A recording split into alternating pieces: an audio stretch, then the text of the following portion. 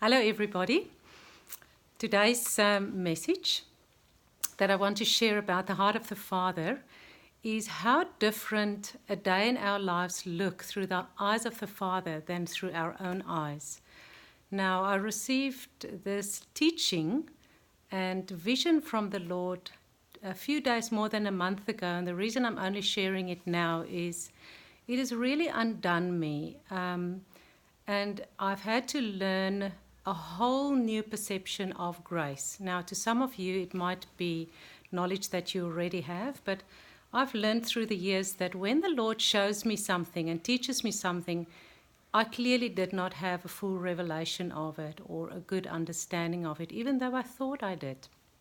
So let me start by sharing this. So I'm sitting with the Father, waiting for him to reveal his heart to me, as I would do in the mornings. And I have this vision.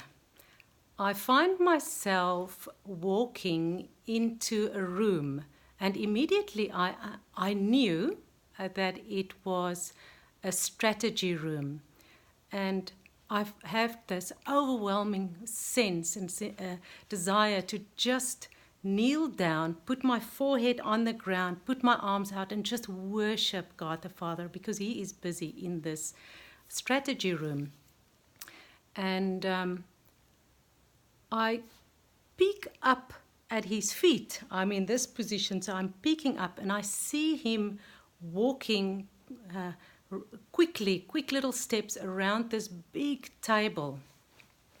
And because I sensed in my heart that it was a strategy room, I became very excited in myself, thinking, the Father is going to reveal his blueprints for this war that I'm going to fight and overcome and win.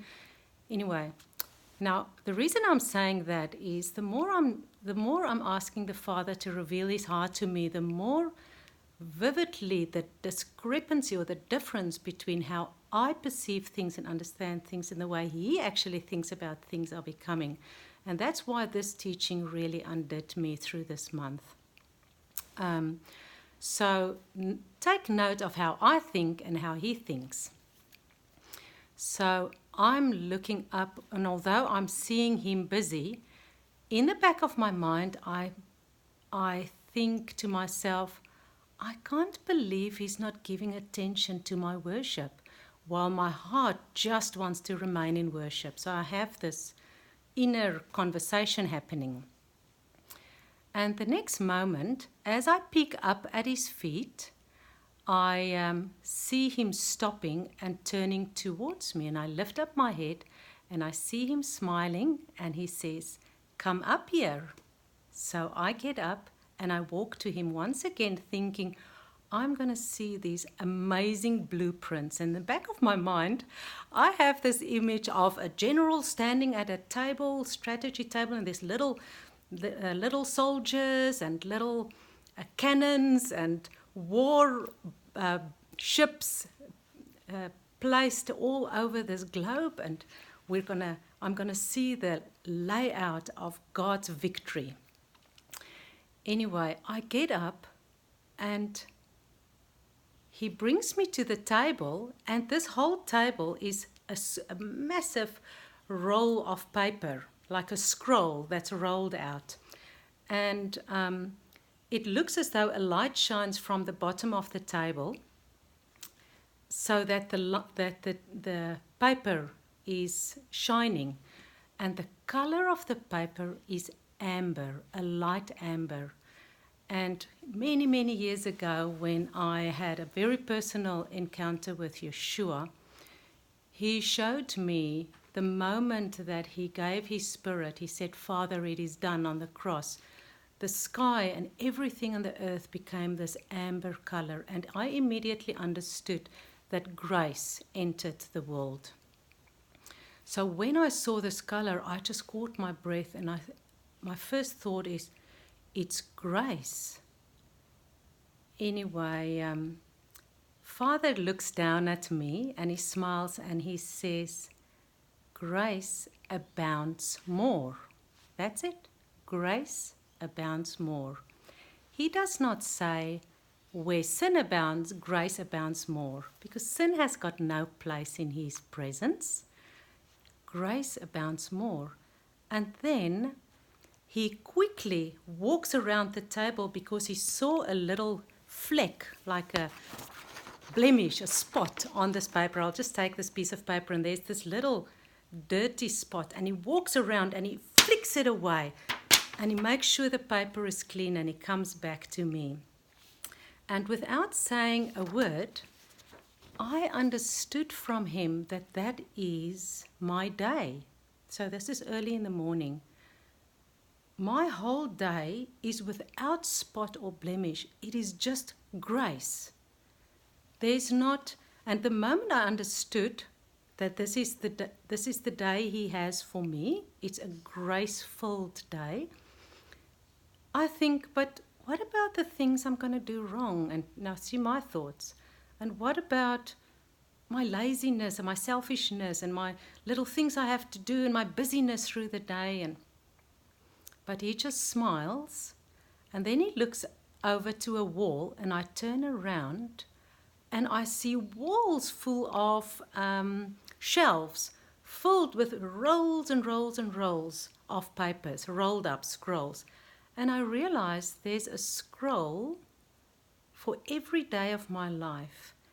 And even though the Father didn't say it, I could at that moment not believe it, because I once again had a thought, oh my goodness, what is in those rolls? And he just kept on smiling.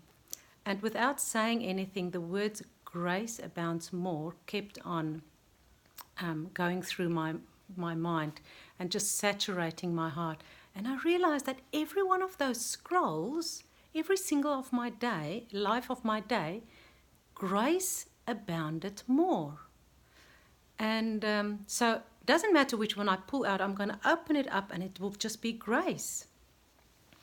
Anyway, so that started a process in my heart and in my mind. Now, needless to say, from that moment on, I thought, oh, this is amazing. I need to share this with everybody. And as I had the thought, I thought, but what do I share?